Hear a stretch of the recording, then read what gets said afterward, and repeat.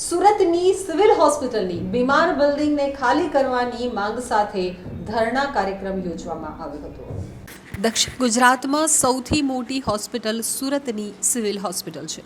અહીં દૂર દૂરથી લોકો સારવાર માટે આવે છે, ત્યારે સિવિલ હોસ્પિટલની એક બિલ્ડિંગ વર્ષોથી જર્જરિત હાલતમાં છે।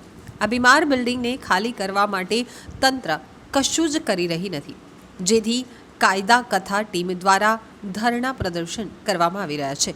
કાયદા કથા ટીમ દ્વારા સુરત સિવિલ હોસ્પિટલમાં એક દિવસીય ધરણા પ્રદર્શનનો કાર્યક્રમ યોજવામાં આવ્યો છે, જેમાં સિવિલ હોસ્પિટલની જૂની બિલ્ડિંગ ખાલી કરવા માંગ કરવામાં આવી રહી છે। બિલ્ડિંગ જર્જરિત હોવાના કારણે લાખો ગરીબ વર્ગના લોકોના જીવ મુશ્કેલીમાં હોવાની વાત કરવામાં આવી રહી છે। સંજય ઇઝાવાએ જણાવ્યું કે સિવિલ હોસ્પિટલમાં 9 વર્ષથી આ બિલ્ડિંગ જર્જરિત હાલતમાં છે।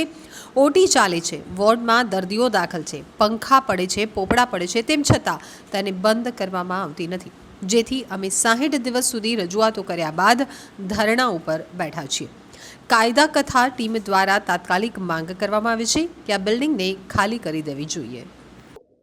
કાયદા કથા ટીમ દ્વારા આજે એક દિવસીય હડતાલનું ધરણાનું આયોજન કરવામાં આવેલું છે। સુરત સિવિલ હોસ્પિટલનું આ જે વોર્ડ અને ઓટી બિલ્ડિંગની સામે એટલા માટે અમે હડતાલ ઉપર બેસેલા છે આજે, કારણ કે 9 વર્ષથી આ બિલ્ડિંગ ખંડેર હાલતમાં છે।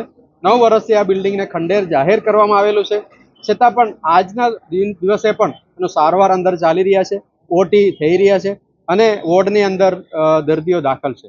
અને જ્યારે પણ દર્દીઓ સારવાર લેવામાં આવે ત્યારે પંખો પડી જાય છે અને આરસીસીના ટુકડાઓ ઉપર સ્લેબ ઉપરથી નીચે પડે છે અને એ લોકોને અલગથી એના માટે સારવાર આપવાનો મોકો અત્યારે આવે છે। તો આ બધું જોતા કાયદા કથા ટીમ દ્વારા છેલ્લા 3 મહિનાથી આવેદનપત્રો આપી રહ્યા છે અને સાથે સાથે લીગલ નોટિસ પણ પાઠવી છે। આરટીઆઈ અંતર્ગત માહિતીઓ માંગવામાં આવે છે, છતાં તંત્રનું પેટનું પાણી નથી હલતું। એટલા માટે 60 દિવસના કાઉન્ટડાઉન પછી આજે અમે અહીંયા હડતાલ ઉપર બેસેલા છે। હડતાલની માંગણી એક જ છે, જલ્દી તકે આ બિલ્ડિંગ ખાલી કરે અને આ જર્જરિત ઇમારત તોડી નાખે અને લોકોને સારી સુવિધા આપે। ગરીબ લોકોનું આવાજ બનીને આજે કાયદા કથા ટીમ અહીંયા આજે ધરણા ઉપર છે।